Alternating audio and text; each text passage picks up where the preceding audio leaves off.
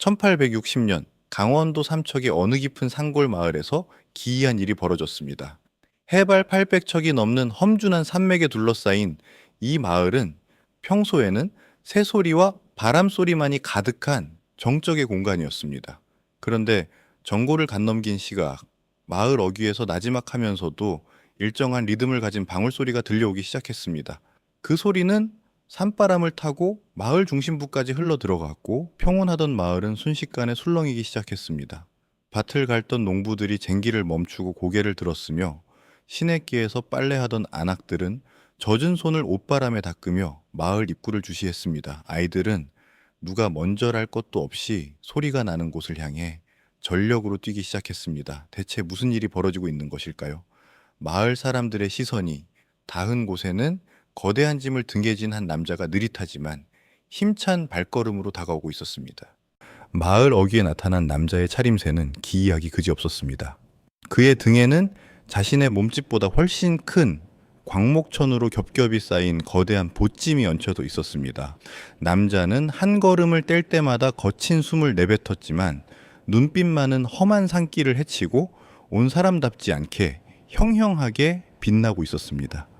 그의 바짓가랑이는 새벽 이슬과 흙먼지에 젖어 엉망이었고 집시는 이미 닳아 발가락이 보일 정도였습니다.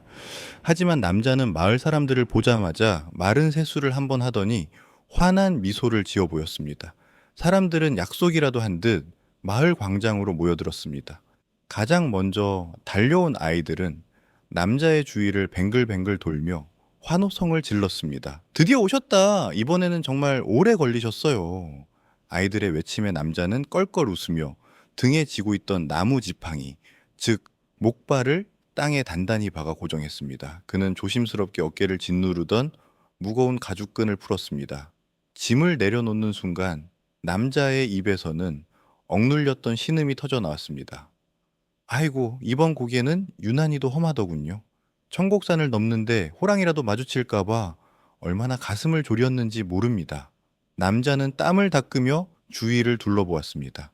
마을 사람들의 얼굴에는 반가움과 기대감이 가득했습니다. 한 안악은 바구니에 담아온 시원한 냉수를 남자에게 건넸습니다. 우선 이물부터 좀 드시지요. 지난달에 오신다더니 소식이 없어 마을 사람들이 얼마나 걱정했는지 모릅니다. 특히 소금이 다 떨어져서 밥상이 말이 아니었거든요. 남자는 단숨에 물을 들이켜고는 빈 그릇을 돌려주며 대답했습니다. 예, 어머님, 중간에 장마가 지는 바람에 강물이 불어 건널 수가 없었습니다. 하지만 약조를 어길 수는 없지요. 늦은 만큼 귀한 물건들을 잔뜩 챙겨왔으니 기대하셔도 좋습니다. 사람들의 시선은 이제 남자의 발치에 놓인 거대한 보찜으로 향했습니다. 그 속에는 무엇이 들어있을까요? 누군가에게는 생존에 필수적인 소금일 것이고, 누군가에게는 자식의 혼례에 쓸고 온 옷감일 것입니다. 남자는 잠시 숨을 고르더니 단단히 묶여있던 보찜의 매듭을 하나씩 풀기 시작했습니다. 그가 매듭을 풀 때마다 마을 사람들의 침 삼키는 소리가 들릴 정도로 정적이 흘렀습니다. 이 남자는 단순한 나그네가 아니었습니다. 그는 세상과 단절된 산골 마을에 온갖 물건과 소식을 실어 나르는 존재, 바로 보부상이었습니다. 보부상이 거대한 광목천을 걷어내자 마치 마법처럼 세상의 온갖 만물이 그 모습을 드러냈습니다. 겉보기엔 그저 커다란 보따리 같았지만 그 속은 놀라울 정도로 정교하게 구획되어 있었습니다. 남자는 보찜 안에서 작은 상자들을 하나씩 꺼내 바닥에 펼쳐 놓았습니다. 가장 먼저 나온 것은 일상생활에 없어서는 안 될 소중한 소금 자루였습니다. 자, 여기 보십시오. 서해 바다에서 갓 올라온 소금입니다. 빛깔이 희고 맛이 달아 장 담그기에 그만이지요. 소금을 본 안악들의 눈이 반짝였습니다. 하지만 그것은 시작에 불과했습니다. 남자의 손이 움직일 때마다 사람들의 탄성이 터져 나왔습니다. 한쪽에는 촘촘하게 깎인 얼레빛과 찬빛이 나란히 놓였고, 다른 쪽에는 무명천과 비단 조각들이 화려한 색을 뽐냈습니다. 특히 여성들의 시선을 사로잡은 것은 작은 주머니에 담긴 분과 연지였습니다. 남자는 연지통을 열어 보이며 말했습니다. 이건 한양에서 유행하는 연지입니다. 아주 조금만 찍어 발라도 얼굴에 생기가 도는 게 마을 새색시들이 바르면은 천하일색이 따로 없을 겁니다. 아이들은 남자의 등짐 뒤편에 매달린 작은 목각 인형과 엿가락을 보며 입을 다물지 못했습니다. 남자는 아이들의 마음을 읽은 듯 작은 엿 조각을 하나씩 입에 넣어 주었습니다. 이건 공부 열심히 하는 아이들에게 주는 선물이다. 달콤하지? 아이들은 엿을 입에 물고 세상을 다 얻은 듯한 표정을 지었습니다. 보부상의 짐은 단순히 물건을 담는 바구니가 아니라 이동하는 백화점이자 살아있는 만물상이었습니다. 한 선비 차림의 중년 남자가 다가와 종이와 먹의 상태를 살폈습니다. 보부상은 정중하게 허리를 숙이며 설명했습니다. 나리, 이번에 가져온 종이는 질기고 매끄러워 붓질이 아주 잘 갈 것입니다. 강원도 깊은 산에서 가져온 당나무로 만든 귀한 놈이지요. 선비는 종이를 만져보고는 고개를 끄덕이며 쌀 한 포대를 내놓았습니다. 이곳 산골 마을에서는 엽전보다 곡식이 더 귀한 화폐였습니다. 보부상은 능숙하게 물건을 건네고 곡식을 받아 챙겼습니다. 사람들은 이 경이로운 광경을 보며 생각했습니다. 번듯한 기와집 가게 하나 없는 이 척박한 마을에 한 남자가 가게 전체를 등에 지고 나타난 것입니다. 바늘 한 쌈부터 무거운 솥뚜껑까지 사람들의 삶에 필요한 모든 것이 그 작은 공간에 압축되어 있었습니다. 남자는 땀을 흘리며 물건을 설명하면서도 사람들의 요구를 단 하나도 놓치지 않았습니다. 아주머니, 지난번에 말씀하신 무명실은 여기 있습니다. 색을 맞추느라 고생 좀 했지요. 이처럼 보부상의 짐은 마을 사람 개개인의 소망과 필요가 담긴 보물상자였습니다. 오늘날 우리는 집 밖으로 몇 걸음만 걸어가면은 불이 켜진 편의점을 만날 수 있습니다. 하지만 조선시대, 특히 교통이 불편한 산골 마을에서 상점이란 존재하지 않는 환상과도 같았습니다. 백성들이 물건을 구하기 위해서는 며칠을 걸어 읍내의 오일장에 가야 했습니다. 하지만 농사일에 매달려 사는 이들에게 며칠씩 집을 비우는 것은 큰 모험이었습니다. 어린아이와 노부모를 두고 험한 산길을 나설 수 없는 이들에게 보부상은 유일한 희망이었습니다. 보부상이 마을에 머무는 시간은 그리 길지 않았지만 그 영향력은 대단했습니다. 그가 오는 날은 마을 전체의 작은 축제였습니다.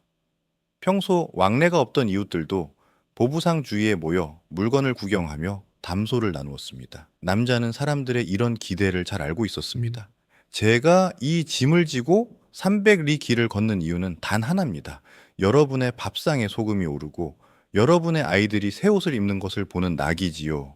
그의 말에는 장사꾼의 상수를 넘어선 민중의 삶을 지탱한다는 자부심이 서려 있었습니다. 또한 보부상이 인기가 있었던 이유는 그들의 철저한 신용 때문이었습니다. 보부상은 한 번 팔고 떠나면 그만인 뜨내기 상인이 아니었습니다. 그들은 정해진 경로를 따라 정기적으로 마을을 방문했습니다.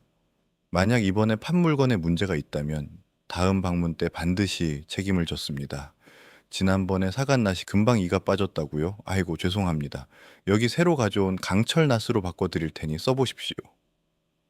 이러한 정직함은 척박한 땅에서 서로를 의지하며 사는 백성들에게 깊은 신뢰를 주었습니다. 마을 사람들에게 보부상은 단순히 물건을 파는 사람이 아니라 고립된 삶의 온기를 불어넣어주는 손님이었습니다. 안악들은 보부상을 위해 귀한 달걀을 삶아 내놓기도 하고 농부들은 자신이 수확한 가장 좋은 감자를 그의 주머니에 찔러 넣어 주었습니다. 이거 가져가서 가다가 배고플 때 드시게 이 무거운 걸 지고 또 산을 넘으려면은 속이 든든해야지. 이러한 인정은 보부상이 험한 길을 계속 걷게 하는 원동력이 되었습니다. 사실 보부상의 인기는 조선 사회의 구조적 한계 때문이기도 했습니다. 도로망이 발달하지 못하고 상업이 억제되었던 사회에서 국가가 채워주지 못하는 유통의 빈틈을 보부상들이 몸으로 메우고 있었던 것입니다. 그들은 조선 경제의 모세혈관이었습니다. 가장 낮은 곳에서 가장 필요한 물건을 전달하는 그들의 발걸음이 있었기에 산골 마을의 백성들도 최소한의 인간다운 삶을 유지할 수 있었습니다. 사람들은 보부상의 뒷모습을 보며 다음번에는 그가 또 어떤 신기한 물건을 가져올지 행복한 상상을 하며 하루를 견뎌냈습니다. 보부상은 크게 두 부류로 나뉘었습니다. 정밀하고 가벼운 물건을 보자기에 싸서 들고 다니는 보상과 무겁고 부피가 큰 물건을 지게 해줘서 나르는 부상이 그것입니다. 이들은 서로의 역할을 보완하며 조선 전역을 누볐습니다. 예, 남자는 이 두 역할을 능숙하게 수행하는 베테랑이었습니다.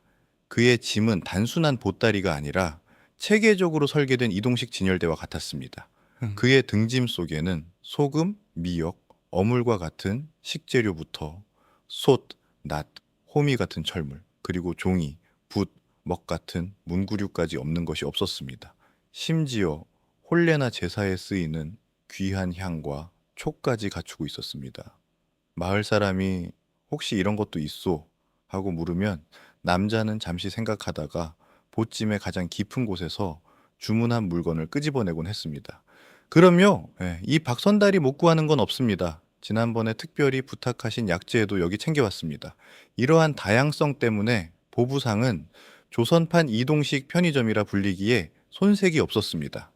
단순히 물건을 쌓아두는 것이 아니라 사람들의 수요를 미리 파악하고 준비하는 치밀함이 있었습니다. 남자는 장터를 돌며 어떤 물건이 유행하는지, 어떤 물건의 질이 좋은지를 끊임없이 연구했습니다. 요즘 한양에서는 이 모양의 놀이개가 인기라더군요. 산골이라도 멋을 포기할 수는 없지 않겠습니까? 그의 제안에 마을 처녀들의 볼이 발그레해졌습니다. 보부상의 서비스는 여기서 그치지 않았습니다. 그들은 배달 서비스의 시초이기도 했습니다. 부피가 크거나 무거운 물건은 미리 주문을 받아 다음 방문 때 집 앞까지 가져다 주었습니다. 다음번에는 우리 집 장독을 갈아야 하니 옹기 큰 놈으로 3개만 가져다 주시오. 농부의 부탁에 남자는 정성껏 수첩에 기록했습니다. 기계도 수레도 없는 시절, 오직 인간의 근력만으로 거대한 옹기를 지고 산맥을 넘는다는 것은 상상하기 힘든 고통이었지만 보부상은 그것을 당연한 임무로 여겼습니다. 또한 그들은 물물 교환의 전문가였습니다. 현금이 부족한 농촌에서 보부상은 곡식이나 면포를 받고 물건을 팔았습니다. 그리고 마을에서 걷어들인 곡식을 다시 대도시의 상단에 넘겨 이득을 취했습니다. 이러한 일련의 과정은 조선의 내수 시장을 순환시키는 핵심적인 역할을 했습니다. 남자는 자신의 짐을 정리하며 생각했습니다. 이 짐이 무거워질수록 마을 사람들의 삶은 조금 더 풍요로워질 것이라고 말입니다. 보부상은 그렇게 스스로를 희생하며 조선의 경제를 지탱하는 보이지 않는 손이 되었습니다. 하지만 이 움직이는 편의점의 화려함 뒤에는 차마 눈뜨고 볼 수 없는 고통과 위험이 숨겨져 있었습니다. 보부상의 길은 말 그대로 목숨을 건 사투의 연속이었습니다. 조선의 산천은 결코 인간에게 호의적이지 않았습니다. 험준한 고개에는 굶주린 짐승들이 도사리고 있었고 인적이 드문 숲길에서는 무법자들이 보부상의 짐을 노리고 있었습니다. 남자는 수년 전 가을 문경세제를 넘던 날을 잊지 못합니다. 갑자기 쏟아진 폭우로 길은 진흙탕이 되었고 한 치 앞도 보이지 않는 안개 속에서 도적대를 만났습니다. 가진 물건을 다 내놓으면 목숨만은 살려주마. 도적들의 서슬퍼런 칼날 앞에서도 남자는 보찜을 꼭 껴안았습니다. 이건 내 목숨보다 귀한 백성들의 물건이오. 차라리 내 목을 치시오. 다행히 근처를 지나던 포교들의 도움으로 화를 면했지만 그때 얻은 가슴의 흉터는 지금도 비가 올 때마다 욱신거립니다. 보부상들에게 도적은 자연재해보다 더 무서운 실제적인 공포였습니다. 자연의 변덕 또한 큰 장애물이었습니다. 겨울철 갑자기 몰아치는 눈보라는 보부상의 발을 묶어버리기 일쑤였습니다. 추위를 피할 곳 없는 산등성이에서 보부상들은 서로의 천에 의지해 밤을 지새워야 했습니다. 남자는 동료 보부상이 추위와 굶주림을 견디지 못하고 길 위에서 얼어 죽는 모습을 여러 번 목격했습니다. 어제까지만 해도 같이 국밥을 먹던 친구였는데 오늘 아침엔 차가운 시신이 되어 있다니 이것이 우리의 운명인가 싶더군요. 그의 눈가에 잠시 이슬이 맺혔습니다. 육체적인 고통은 말로 다 할 수 없었습니다. 50리 100리 길을 매일같이 걷다 보면 무릎과 발목은 비명을 지르기 마련입니다. 등지는 하중 때문에 허리는 굽어지고 어깨는 끈에 눌려 살점이 떨어져 나가는 일이 허다했습니다. 남자는 매일 밤 주막에서 찬물에 발을 담그며 퉁퉁 부어오른 발바닥을 어루만졌습니다. 내일은 또 어떤 고개를 넘어야 할까? 과연 내 몸이 버텨줄까? 이러한 내면의 불안감은 보부상들이 평생 짊어지고 가야 할 또 다른 짐이었습니다. 그럼에도 불구하고 보부상들은 멈출 수 없었습니다. 자신이 짐을 내려놓는 순간 누군가는 소금을 얻지 못해 굶주릴 것이며 누군가는 약을 구하지 못해 알아누울 것이라는 사실을 알았기 때문입니다. 보부상의 위험한 여정은 개인의 이익을 위한 장사였지만 결과적으로는 공동체를 지탱하는 숭고한 헌신이기도 했습니다. 남자는 다시 지팡이를 움켜쥐었습니다. 위험이 도사리는 길이지만 누군가는 반드시 가야 할 길임을 그는 너무나 잘 알고 있었습니다. 이러한 극한의 위험 속에서 보부상들이 살아남기 위해 선택한 방법은 바로 조직화였습니다. 그들은 혼자서는 도저히 이겨낼 수 없는 물리적, 환경적 위협을 집단의 힘으로 극복하고자 했습니다. 그렇게 탄생한 것이 보부상들의 자치 조직인 보부상단이었습니다. 이 조직은 오늘날의 노동조합이나 상업 길드보다 훨씬 더 강력하고 엄격한 규율을 가지고 있었습니다. 보부상 조직의 핵심은 상부상조였습니다. 남자는 조직의 일원으로서 받는 혜택과 의무에 대해 강한 자부심을 느끼고 있었습니다.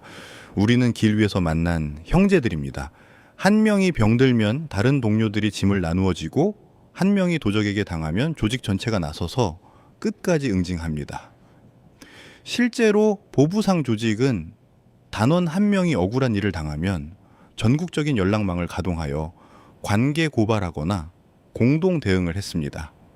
이러한 연대의식은 그들이 험한 조선의 산천을 누빌 수 있게 하는 든든한 버팀목이었습니다. 조직 내부의 규율은 조정의 법도보다 더 무서웠습니다. 인문이라 불리는 규율에 따르면 동료를 배신하거나 물건값을 속여 파는 행위, 부모에게 불효하는 행위는 엄중히 다스려졌습니다. 상인은 신용이 생명이다. 신용을 잃은 보부상은 길 위에 서 있을 자격이 없다. 이것이 그들의 철칙이었습니다. 규율을 어긴 자에게는 멍석말이 같은 가혹한 체벌이 가해졌고 심한 경우 조직에서 영구히 제명되었습니다. 보부상들에게 조직에서 쫓겨난다는 것은 곧 길 위에서 보호막 없이 죽음을 맞이한다는 것과 같은 의미였습니다. 또한 이 조직은 사회 안전망 역할도 수행했습니다. 보부상이 장사를 하다가 사망하면 조직에서 장례비를 대고 남겨진 가족들을 돌보았습니다. 남자는 작년에 세상을 떠난 동료의 아들에게 학비를 보태주었던 일을 떠올렸습니다. 내 아이도 언젠가 내가 없으면 우리 형제들이 지켜줄 것이라는 믿음이 있기에 이 길을 갈 수 있는 것입니다. 이처럼 보부상 조직은 단순한 이익 집단을 넘어 운명을 함께하는 공동체였습니다. 국가와의 관계에서도 보부상 조직은 중요한 역할을 했습니다.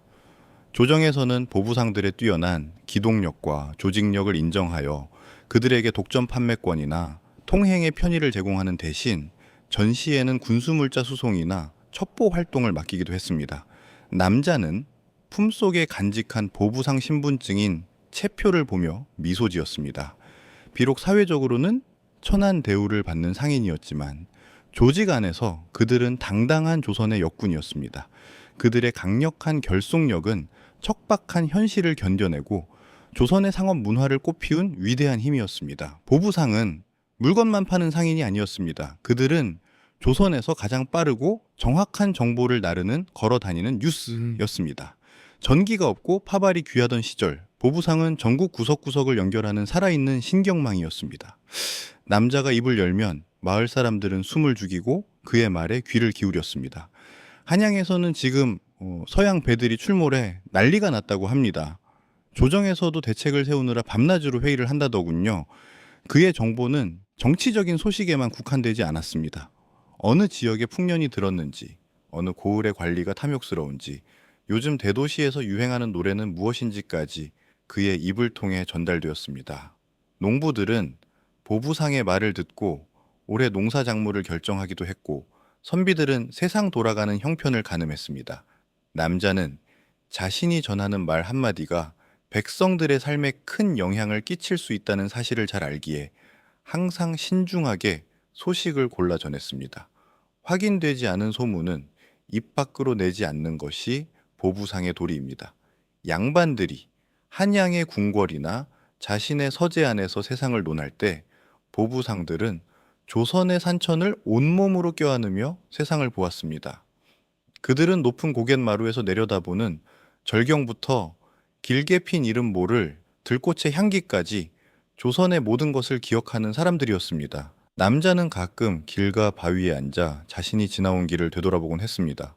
나는 왕보다 더 넓은 땅을 보았고 정승보다 더 많은 백성의 목소리를 들었다. 그것은 보부상만이 누릴 수 있는 유일한 사치이자 긍지였습니다. 그들의 시선은 조선의 가장 낮은 곳을 향해 있었습니다. 굶주린 백성의 눈물과 이름 없는 민초들의 억척스러운 생명력을 직접 목격하며 그들은 조선이라는 나라가 누구에 의해 움직이는지를 몸소 깨달았습니다. 보부상은 비록 역사의 전면에 나서지 않았지만 조선의 실핏줄을 돌게 했던 진정한 주인공들이었습니다.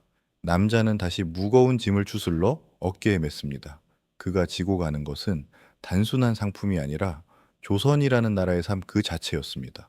보부상의 이야기는 그렇게 흘러갔습니다. 하지만 끝난 것은 아닙니다. 그날의 선택과 결심, 사람들의 고뇌와 두려움은 시간을 넘어 마음속에 남아 있습니다. 바람에 스친 작은 발자국 하나에도 문득 떠오르는 긴장과 불안 속에서도 우리는 그들의 숨결을 느낄 수 있습니다. 역사는 단순한 사건의 나열이 아니라 사람들의 삶과 마음, 그리고 남겨진 흔적들의 이야기입니다. 오늘 우리가 들여다본 순간 또한 머릿속에서 오래도록 울림을 남기며 사라지지 않을 것입니다.